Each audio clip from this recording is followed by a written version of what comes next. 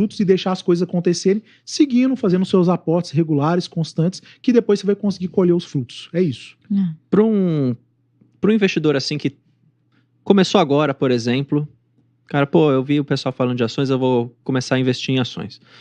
Aí pensa que esse cara, viu lá os vídeos do AGF, por exemplo, e falou, cara, eu vou seguir uma estratégia de dividendos, ou pegar setores maduros, pegar um banco, uma elétrica para minha carteira, quiçá talvez até uma empresa ligada a commodities, se o cara quiser. E aí, qual que então seria a sua dica para esse cara nesse sentido? O que ele tem que prestar atenção seria em acompanhar as empresas que ele tem, portanto, seus resultados que ela vai divulgando, e estabelecer um preço limite para ele pagar, e aí, independente do cenário, ele vai comprando desde que a cotação esteja abaixo daquele preço, ou ele precisa ainda fazer alguma outra coisa? Porque por que eu faço essa pergunta? Pelo menos o que eu mais recebo do pessoal é muita euforia, assim. Então, meu Deus, saiu o dado de inflação e a bolsa caiu. E agora? Eu compro mais, eu espero um pouco porque amanhã pode cair um pouquinho mais. Isso o cara não controla. Só que essa euforia existe. Então, como que você impede do cara ter essa euforia? Na visão de vocês. É mais psicológico, talvez, a jogada aqui, né? Eu diria que é mais de mentalidade, talvez. É um jogo mental, sem dúvida, em que todo o sistema, na verdade, trabalha contra você nesse sentido, né? Você tem ali os pushes, as notícias que saem em tempo real, né? E muitas vezes, boa parte dessas informações são muito mais ruído, na verdade, do que o sinal de alguma coisa, né? Então, eu começaria literalmente do começo. Qual que é a minha dica para essas pessoas? Primeiro de tudo, você tem que ter a sua jornada na renda variável. Ela começa invariavelmente, na minha opinião, depois você complementa se você achar que precisa. Começa tendo uma reserva de emergência, tá? Por que é isso? Emergência, ela não escolhe CPF, ela não escolhe momento, né? Então, muitas vezes, essas pessoas que vêm eufóricas e colocam tudo que tem, ou recursos que não deveriam estar ali na bolsa, via de regra, ela geralmente tem que vender no prejuízo, porque vão precisar para uma outra necessidade. Então, a primeira coisa é o seguinte, lembre-se que você não está correndo aqui uma corrida de 100 metros. Isso aqui é uma maratona. Então, o jogo da maratona é o jogo da sobrevivência, tá? Então, como é que você sobrevive o máximo de tempo possível? Esse é o grande X da questão, porque as pessoas se esquecem, quando elas estão fazendo um planejamento de longo prazo, que o papel, o Excel, o PowerPoint, o que quer que seja, né? O papel, ele aceita tudo.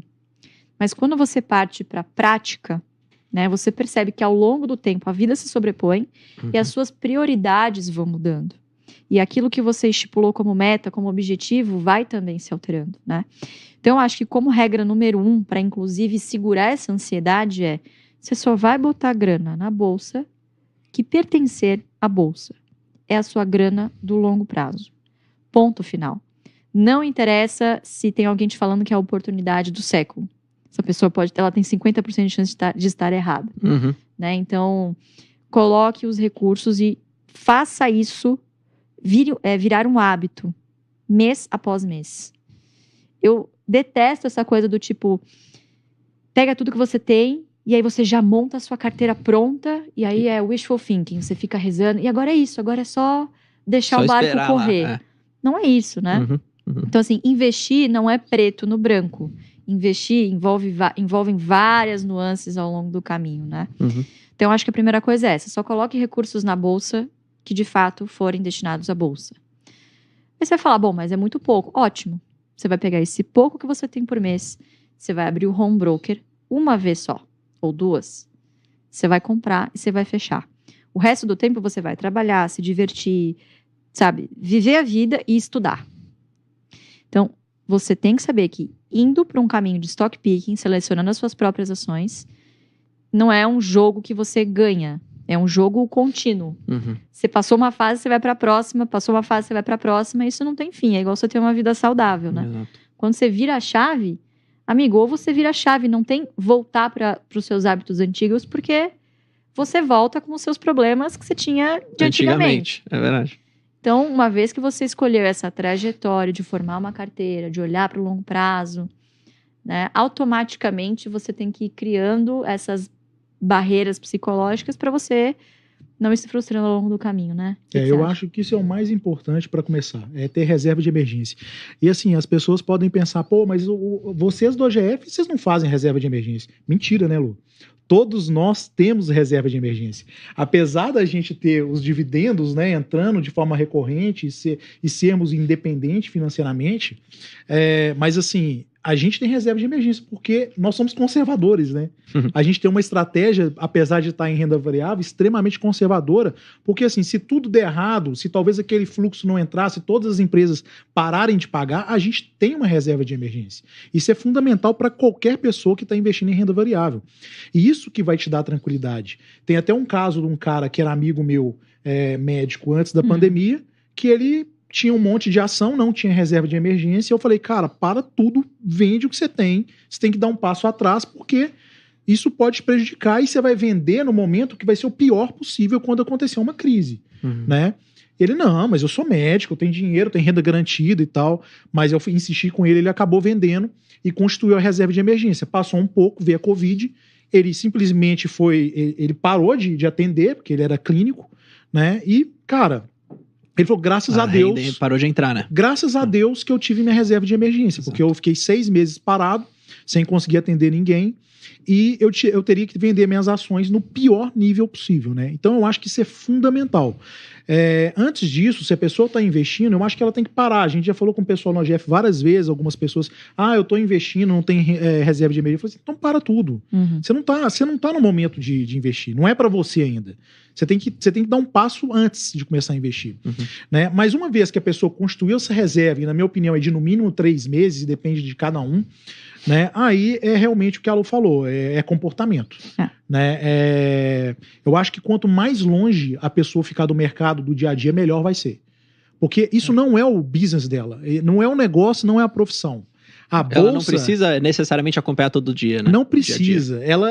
A bolsa ela é um instrumento para que ela possa melhorar de vida lá na frente e nunca vai acabar. É igual a Lu falou, você não está competindo com ninguém. O seu único rival ali é você mesmo. Né? E quanto mais você olhar no começo, mais ansioso você vai ficar. Eu sei que é difícil pra caramba. Principalmente para quem está começando. Mas quando a pessoa me manda mensagem, fala que está olhando o tempo todo, você entende que é muito um cara que é iniciante. Porque quando a gente tem uma bagagem, uma estrada de mercado, a gente não olha o mercado toda hora.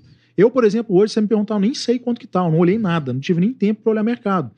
Então, assim, você vai vendo grama crescer, que é o que o Buffett fala, o Munger fala, vai ser um negócio bem tedioso. E é isso. Quando você chegar no tédio, talvez que você entendeu o que é o mercado para valer, sabe?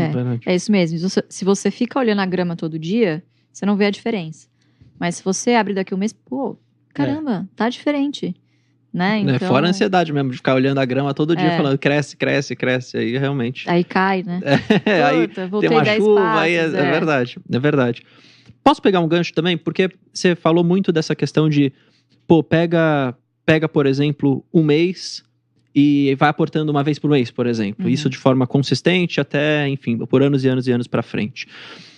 E aí eu queria até que você pudesse falar um pouco sobre isso, porque, de novo, é uma pergunta que eu recebo e eu passo ela pra vocês. Que é assim, Bruno, eu tô ali querendo comprar, que seja, por exemplo, Banco do Brasil, e eu vi que o Jean ou que a Luíse falou pra mim que eles não estão comprando agora, porque pra eles esse preço não tá tão atrativo assim.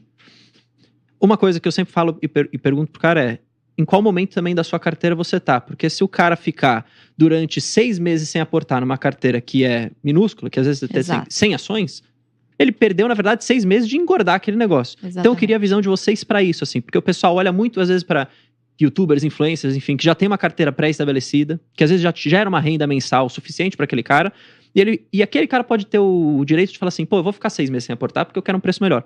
Mas se o cara estivesse começando, talvez não seria o melhor. Então, como que vocês olham para esse sentido, assim? Exatamente. E você sabe que essa é uma coisa que não vale só para iniciante. Eu mesma tenho me policiado bastante em relação a isso, porque quanto mais traquejo, quanto mais histórico você ganha na renda variável, maior é a tendência de você ficar ancorado em preços que você pegou de muita oportunidade no passado. Totalmente. Então, eu sempre fico fazendo essa reflexão diária, tá? Isso aqui é diário. Eu olho pro Barsi do meu lado e eu falo, se esse cara não tivesse comprado consistentemente acima do preço médio dele, ele ainda estaria com aquela carteira minúscula da década de 70 e 80. Os preços definitivamente não são mais aqueles. Então, se o seu foco é em quantidade de ações, você precisa ter o tempo a seu favor. E o juro composto. certo? Uhum. Conforme você vai aumentando o número de ações das empresas que você tem em carteira, mais você vai ganhando musculatura nos seus dividendos, que no final do dia é o que vai ser o seu fluxo de caixa lá, junto com o seu aporte, para você, né, enfim, tendo uma rentabilidade, uma carteira cada vez maior. Uhum. Então, eu acho que essa é uma das coisas, se desvencilhar um pouco de preço médio, que é uma das coisas que eu vejo o pessoal falando, pô, mas eu comprei, e aí agora eu tô 3 meses sem aportar, porque vou bagunçar meu preço médio. Amigo, não interessa nesse início. Continue. Para quem tá começando, ganhar musculatura de dividendo é extremamente importante. Até porque, né, Lu, se a pessoa ficasse preso ao preço médio e sempre querendo comprar abaixo do preço médio, significa que essa empresa é uma porcaria. É verdade, pode ser também, é uma proxy para É uma hipótese. Assim, empresa boa, ela tem que aumentar de preço. Se o projeto da empresa está caminhando bem, né, você vai ver isso aumentando, porque o Barsi comprou o Banco do Brasil, por exemplo, a centavos, né? Se imagina se ele ficasse esperando o preço médio para voltar a centavos. Não vai comprar nunca. Que, por exemplo, é uma das coisas que a gente vê acontecendo agora com o Banco do Brasil. As pessoas estão ancoradas a preço de 2 anos atrás, quer dizer, ficou ali nos 30, 35 um tempão, ninguém queria. Aí foi para 40, 50, tarará, agora desdobrou. E o pessoal fica, pô, mas eu não vou comprar, eu vou esperar voltar naquele preço. Mas, pô, você não sabe se vai voltar para aquele preço. E se o cara ficar parado, olha quanto dividendo ele perdeu, né, já. Você entende que quando você coloca na balança o custo de oportunidade dos dividendos que você deixou de receber durante este período e você não sabe por quanto tempo você vai ficar sem comprar, se o seu parâmetro for o preço médio, você entende? De novo, o cara tá tentando fazer o quê? O market timing. Então, toda vez que você se deparar com uma situação dessa, respira, olha pro preço teto, que é o máximo que você poderia pagar, e essa vai ser a sua margem de segurança. Se você quiser acrescentar uma margem um pouco mais conservadora, ok, faça isso, né? Mas deixe que o preço teto, o médio ou o projetivo, sejam o seu guia, não o seu preço médio. Faz sentido. Né? Senão você nunca vai aumentar a sua quantidade de ações. Exato. Ou pior, você vai ficar lá com 3 ações de uma, depois você vai para outra, aí sobe, aí você vai para outra. Quando você vai ver, você tem 20, 30 empresas na carteira, um punhadinho de cada, não recebe dividendo e não tem valorização.